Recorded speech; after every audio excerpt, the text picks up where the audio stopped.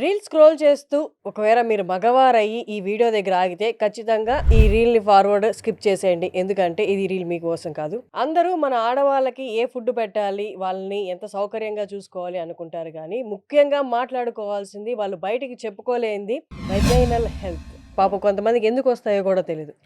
వాళ్ళకి ఇది ఎలా ఉపయోగపడుతుంది? వెజనాలో 2 రకాల బ్యాక్టీరియాస్ ఉంటాయి. గుడ్ బ్యాక్టీరియా ఉంటుంది, బ్యాడ్ బ్యాక్టీరియా ఉంటుంది. గుడ్ బ్యాక్టీరియా కౌంట్ ఎక్కువ ఉండడం వల్ల బ్యాడ్ బ్యాక్టీరియాని కంట్రోల్ చేసి పెడుతుంది అనమాట. అసలు వెజైనా క్లీన్ చేసుకోవాల్సిన అవసరమే లేదు. దానికి ఉన్న బ్యూటీ ఏంటంటే ఇది సెల్ఫ్ క్లెన్సింగ్ ఆర్గాన్ అనమాట. తనంతటా అదే క్లీన్ అవుతుంది వెజైనా. కానీ అన్ఫార్చునేట్గా ఏం చేస్తారు, ఫుల్ వాటర్ తీసేసి బాగా హార్ష్ఫుల్గా క్లీన్ చేస్తారు. ఈ ప్రాసెస్లో ఏమవుతుందంటే ఏదైతే లాక్టోబాసిల్లస్ గుడ్ బ్యాక్టీరియా ఉందో అదంతా బయట వెళ్ళిపోతుంది. అది వెళ్ళిపోయినప్పుడు అక్కడ ఉన్నటువంటి బ్యాడ్ బ్యాక్టీరియా అది రెచ్చిపోతుంది అనమాట.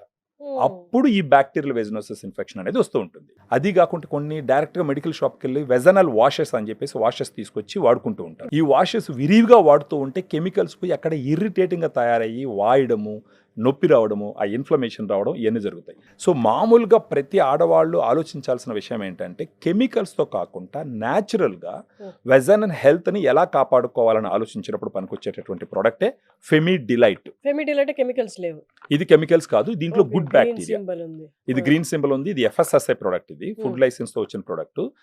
దీంట్లో ఉన్న 2 స్ట్రెయిన్స్ అమెరికా నుంచి ఇంపోర్ట్ చేసినట్టు. డానిస్కో అండ్ US లో డానిస్కో అనే కంపెనీ ఉంటుంది.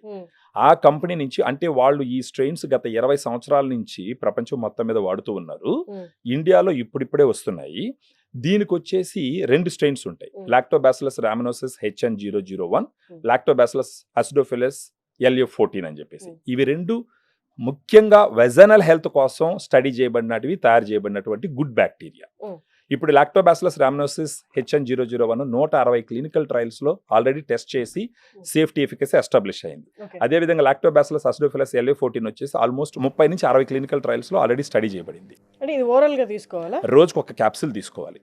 అంటే ఇప్పుడు ఇన్ఫెక్షన్ స్టార్ట్ అయింది నాకు, లేదా సిమ్టమ్స్ ఇరిటేటింగ్ గా ఉంది అన్నప్పుడు ఇది తీసుకోవచ్చా? ఇన్ఫెక్షన్స్ వచ్చినప్పుడు తీసుకోవచ్చు, లేదు ఇన్ఫెక్షన్స్ రాకుండా కాపాడుకోవాలన్నప్పుడు ప్రివెంటివ్ మెజర్ గా కూడా తీసుకోవచ్చు. సిమ్టమ్స్ ఉంటే తీసుకుంటాను, సిమ్టమ్స్ లేకుండా నార్మల్ డైలీ లైఫ్ లో వాడడం కష్టం కదా. అంటే కొంచెం వాళ్ళకి ఇరిటేటింగ్ గా అలా ఇలా ఉంటుంది, అలా వాడచ్చు.